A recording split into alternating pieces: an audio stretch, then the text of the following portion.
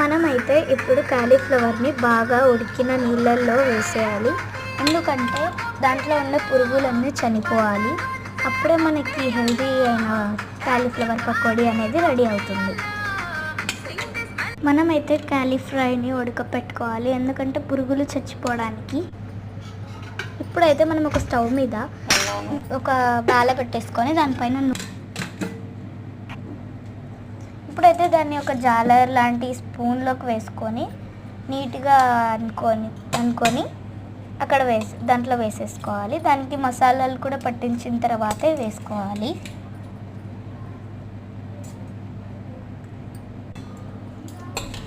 అయితే ఇప్పుడు ఒక బౌల్లో వేరే బౌల్లోని ఆరబెట్టుకోవాలి. అంతలోపు ఈ నూనె అనేది కాదు. అయితే ఇప్పుడు 3 స్పూన్ల కార్న్ఫ్లోర్ వేసుకోవాలన్నమాట. 3 స్పూన్ల కార్న్ఫ్లోర్ వేసేసుకొని బాగా కలుపుకోవాలి. 3 స్పూన్ల కార్న్ఫ్లోర్ వేసుకోవాలన్నమాట. అప్పుడే రుచి బాగా వస్తుంది.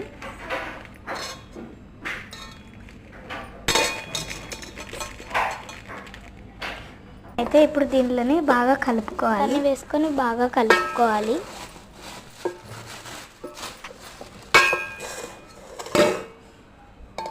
మైదా పిండి వేసుకొని కలుపుకోవాలి. మైదా పిండి వేసుకొని బాగా కలుపుకోవాలి.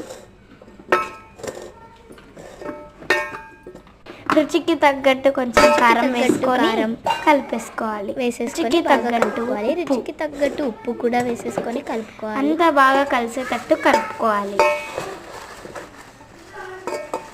నూనెలో వేసే ముందు ఈ మసాలాని కలుపుకోవాలి. కొంచెం అల్లం వెల్లుల్లి పేస్ట్ వేసుకొని బాగా కలిపేసుకోవాలి. దాంట్లో కొంచెం నూనె వేసుకోవాలి. వేగినది బాగా కలిసేటట్టు కలుపుకోవాలి. అప్పుడే రుచికి తగ్గట్టుగా వస్తుంది. ఇప్పుడైతే మనం దీన్ని బాగా ఇలాంటి కలర్ వచ్చేంత వరకు బాగా కలుపుకోవాలి.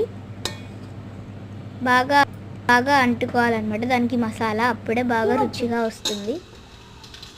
ఇప్పుడు నూనెకి తగ్గట్టు ఒక్కొక్కటిగా వేసుకోవాలి. నూనెలో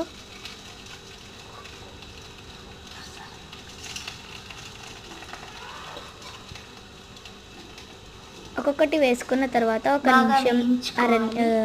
నిమిషం 2 నిమిషాలు అలా లో ఫ్లేమ్లో కాకుండా లో ఫ్లేమ్లోనే కొంచెం మంట పెద్దగా పెట్టేసి వేయించుకోవాలన్నమాట. బాగా వేగుతుంది. అప్పుడే బాగా వేగుతున్నాయి. మనం ఇప్పుడు బాగా కలుపుకుంటూ ఉండాలి.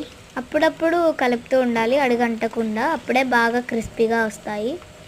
అయితే ఒక టిష్యూ పేపర్లో ఇప్పుడు మనము ఒక టిష్యూ పేపర్ మీద ట్రాన్స్ఫర్ చేసుకోవాలి. కాలీఫ్లవర్